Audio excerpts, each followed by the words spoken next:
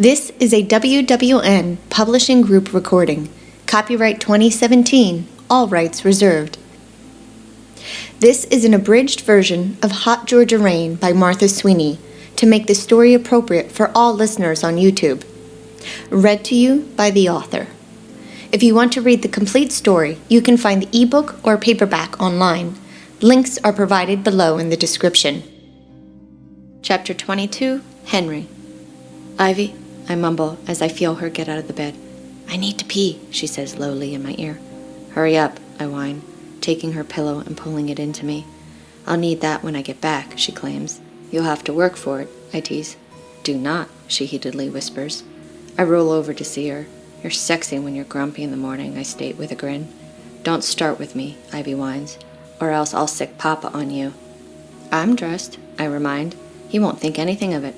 Not unless I say otherwise, she giggles. You better go pee or else I'll tickle you until you wet the bed, I threaten playfully. Ivy darts out of the room, quickly closing the door behind her. I take a long, deep inhale of her pillow, enjoying the pleasant assault on my nose that is Ivy. This is how my life should have been all these years. I'm just glad that it didn't take any longer to have her back in my life. Shifting to relieve pressure off of my balls and cock from the hard-on I'm handling, I take Ivy's pillow with me as I rotate. Once I'm on my other side, I soak in the feeling of her pillow in my arms and the smell of ivy everywhere. Give me that, she says, trying to get the pillow back after returning to the room. No, I return, jerking it away. I grab a hold of her arm and pull her into me. My parents are up, she informs. Then you better be quiet, I direct, flipping on top of her. Henry, she says through a clenched jaw, trying not to be heard. Here, I offer, handing her the pillow. You might need this to cover your mouth. Plan to suffocate me? She questions. Nope, I laugh, but I'm sure you're gonna need it with what I'm about to do to you. Without giving her a chance to process my words, I yank down her shorts and bury my face between her legs. Ivy tries to fight me off, but surrenders easily. Just as I suspected, Ivy covers her whole head with her pillow as I make her scream in pleasure. I can't believe we just did that, Ivy says as she huffs. I grin. I can. She hits me. That was not cool. Sounds like it was better than cool, I goad. You know what I mean, she whines, pushing me off of her. No one barged in on us, I remind. I locked the door, she states. So you were planning to fuck me too, I ask with a smile. No, she sighs. I just know you, and I didn't need Mama walking in to tell me breakfast was ready. She still does that, I check. No, Ivy sighs. But you never know with Mama. I laugh. Do you regret the 2 orgasms I just gave you? 'Cause I don't. You're not funny, Ivy whines. I thought so, I tease. Not, she huffs. I shift and get off the bed. I toss my pants on and head to the door. What are you doing? Ivy asks nervously. I need to piss, I state. You can't go that way, she shouts through a whisper. Why not? The bathroom is this way, I remind. Because someone might see you, Ivy claims. Go out the window. I snicker. Yeah, like that's better option of not being seen. Besides, if I go that way, I'll pee down the side of the house. Wait, she says, jumping off the bed with the sheets wrapped around her. Ivy opens the door and looks both ways. Go! Go now, fast! I wade through the hallway as Ivy gives me evil eyes. Smiling, I whisper, That's what she said. Ivy grunts and then closes her door. I relieve myself, wash my face and hands, and make myself a little more presentable. Right as I get the bathroom door open, I'm greeted by Grady, who appears to be waiting to use it. Hey, I greet. Grady stares at me for a second and then looks back to his sister's room. He looks back to me, lifts a brow for a second as he shakes his head, but doesn't say anything as he brushes past me. He closes the door without saying a word. I take the few steps to be back in front of Ivy's door and jiggle the handle when it doesn't turn. That saucy minx has locked me out. I chuckle to myself. Morning, Henry, Ivy's father greets as he comes out of his bedroom.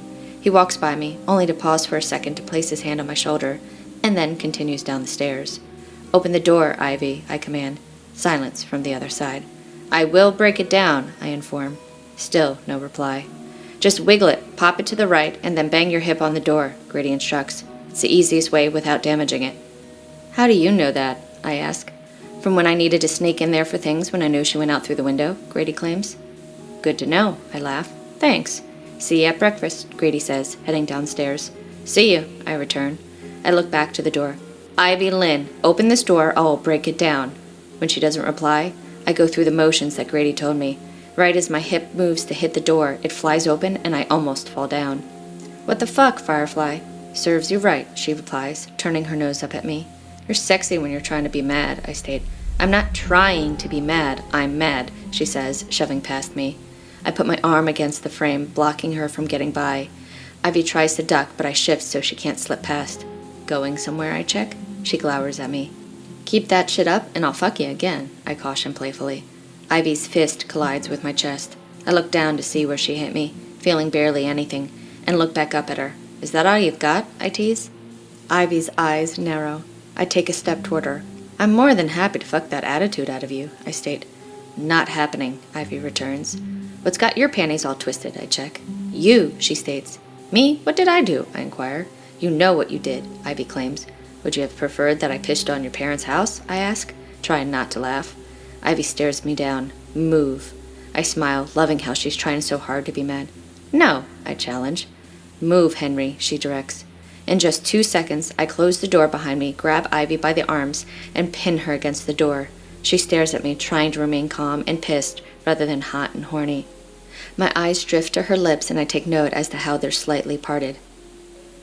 When my gaze returns to hers, I say, keep the shit up and this, I place her hand over my cock, and this will not go down unless he's back inside you again. Ivy's eyes narrow, assessing my threat.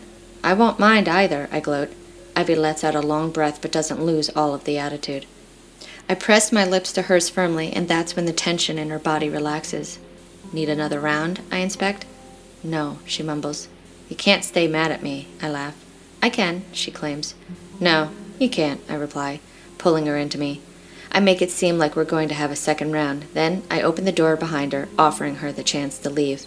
Ivy looks back and forth between the hallway and me. She smiles and then darts out of the room. I take a few extra minutes to calm my raging heart on and toss on my shirt. I adjust myself and consider leaving through the window for only a split second. I think better of it and head downstairs to join everyone for breakfast. How'd you sleep, Henry? Mrs. Abney inquires as I enter the kitchen. Great, thanks, I reply. Sue Ellen's making waffles, Mr. Abney announces. Want some? I'd love some, I reply with a smile, taking the open seat next to Ivy at the table. I'm sure you still have the town's best waffles, too. You know it, Mrs. Abney returns with a smile. Well, looky here, Mr. Abney exclaims. It looks like our boy has made the papers. My gaze darts around to everyone, hoping he's not referring to me and what happened last night with Mrs. Summerlin. And it's not for doing something stupid, Ivy chimes in teasingly. Shut up, Grady replies, shoving her shoulder. I let out a breath, glad to know Mr. Abney isn't talking about me. Why are you in the paper? Mr. Abney asks. 'Cause of work, Grady states. You ain't in trouble, are ya? Mrs. Abney inquires. Why, does everyone keep thinking it's 'cause I did something bad, Grady whines? Because it used to be, Mr. Abney laughs. Grady's head shakes a little in defeat. The guy can't deny the stupid shit he and some of the other boys in town used to do. They've only gotten caught for half of the shit people claimed was them. Most of it was harmless fun and pranks, but in this little town, gossip is gossip. What does it say? I ask, wanting them to hear what it says about Grady. I cringe the second the words leave my lips, knowing that Ivy will know the truth. Ivy gets up, offering to help her mother with a few things at the stove. It says he presented the naming of the lodges for the new ones they built a while back.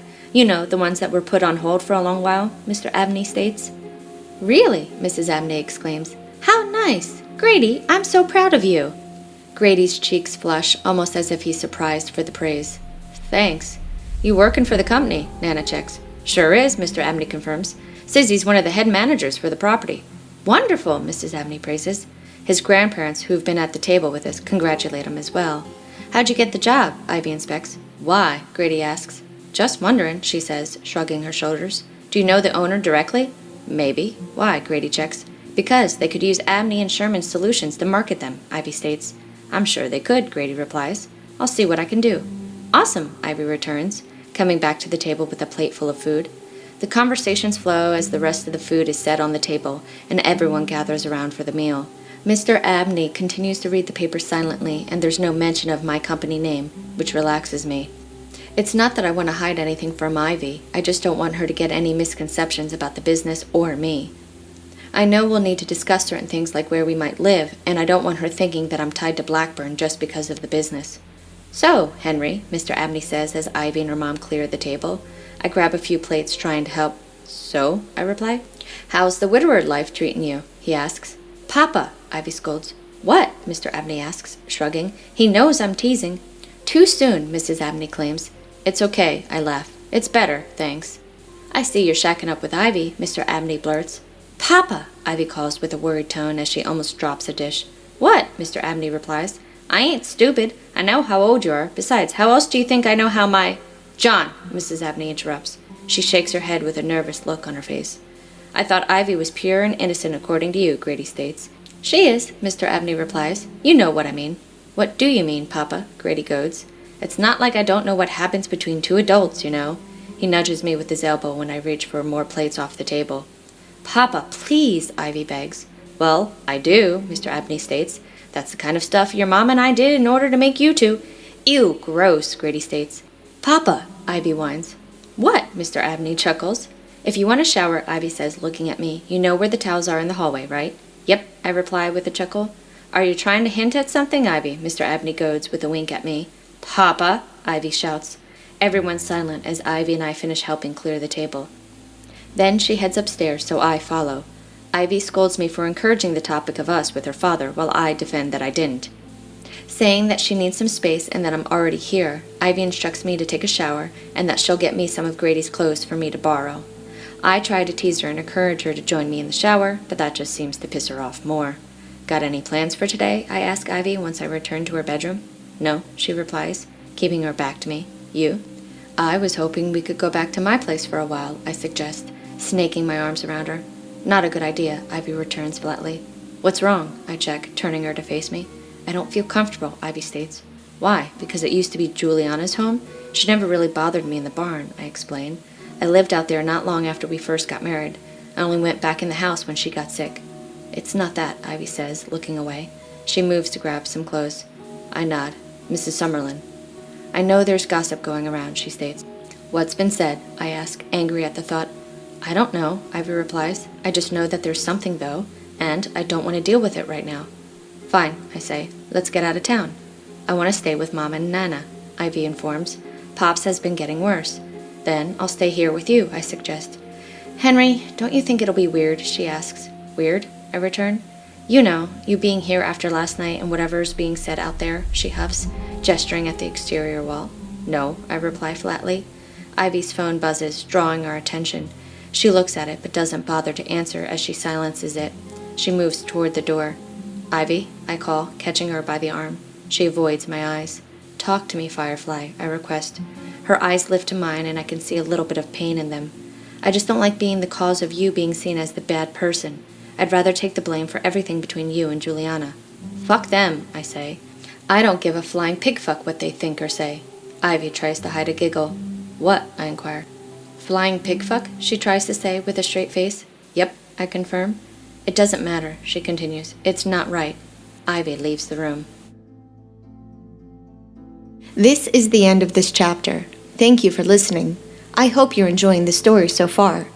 To read the full unabridged version, you can find a link in the description below. To find out about new releases before the general public, be sure to subscribe to my newsletter. You'll find a link also in the description.